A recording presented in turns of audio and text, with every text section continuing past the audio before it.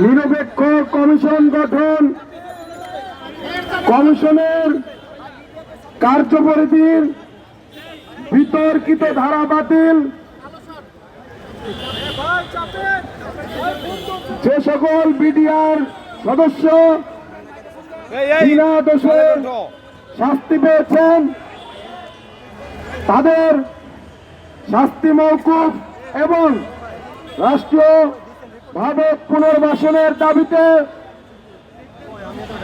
আমরা 9 সদস্যের একটি প্রতিনিধি দল প্রধান উপদেষ্টার বাসভবন বরাবর আমরা যাই, কিন্তু সেখানে প্রধান উপদেষ্টা উপস্থিত না থাকায় তার সাথে আমাদের সরাসরি কোনো কথা হয়নি। প্রধান উপদেষ্টার পক্ষ থেকে যিনি এসেছিলেন তার কাছ থেকে আশানুরূপ কোনো আশ্বাস আমরা পাইনি। তিনি বলেছেন এই পিলখানা হত্যাকাণ্ডের বিষয়টি প্রধান উপদেষ্টা অবগত আছেন, কিন্তু প্রধান উপদেষ্টার পক্ষ থেকে কোনো প্রকারের কোনো আশ্বাস তিনি আমাদেরকে দিতে পারেননি।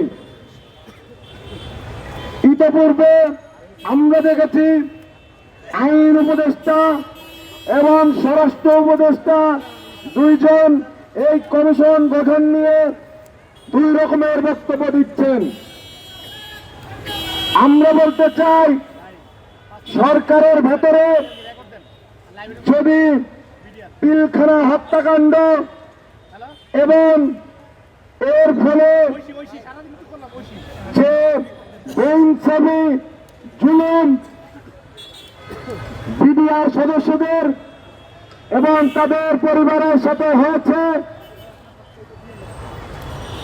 তার যদি কোনো কার্যকরী পদক্ষেপ আমরা না দেখতে পাই তাহলে আমরা এর চেয়ে অনেক বেশি কঠিন কর্মসূচি দেব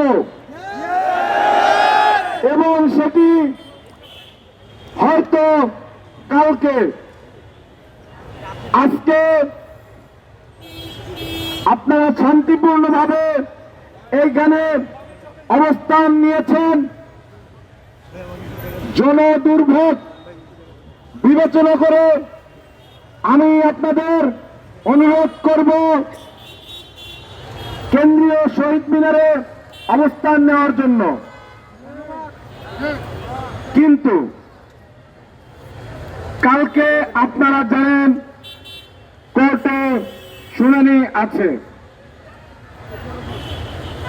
যদি সেইখানে আমরা ন্যায় বিচারের কোনো ইঙ্গিত না পাই তবে আমাদের এই অবস্থান কর্মসূচি শুধু এইখানে হবে না,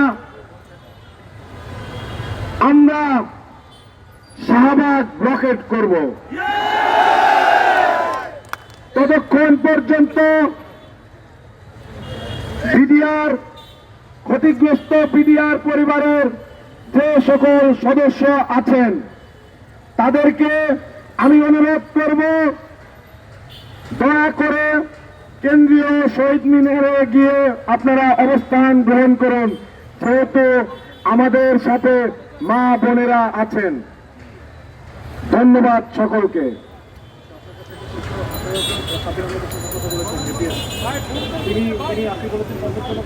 পারেননি, আমি জানতে চাই তার উত্তরটা কি ছিল বা আপনাকে কি বলে তারা ব্যাপারটাকে গুরুত্ব জানেন। তিনি হলেন জি, তিনি প্রধান উপদেষ্টার পিএস সাব্বির আহমেদ ভাই, তিনি এসেছিলেন। তিনি হয়তো জানতেন না আমাদের এই কর্মসূচি সম্পর্কে, কিংবা প্রধান উপদেষ্টাও এ বিষয়ে হয়তো অবগত ছিলেন না।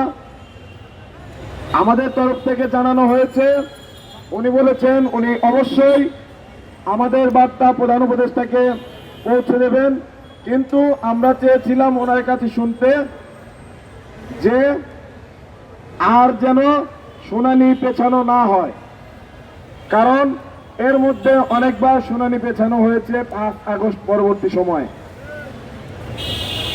এর পাশাপাশি আমরা আজকে শহীদ মিনারে যে 7টি পয়েন্ট ঘোষণা করেছি, যে 7টি দফা স্মারকলিপির মধ্যে লেখা আছে, সেগুলো নিয়ে তিনি কোনো মন্তব্য করতে রাজি হননি। এজন্য আমরা কালকে যদি ন্যায় বিচারের কোনো ইঙ্গিত আমরা না দেখি, অফিসিয়াল কোনো স্টেটমেন্ট কেউ না দেয়, অবশ্যই আমরা শাহবাগ ব্লকেট করব।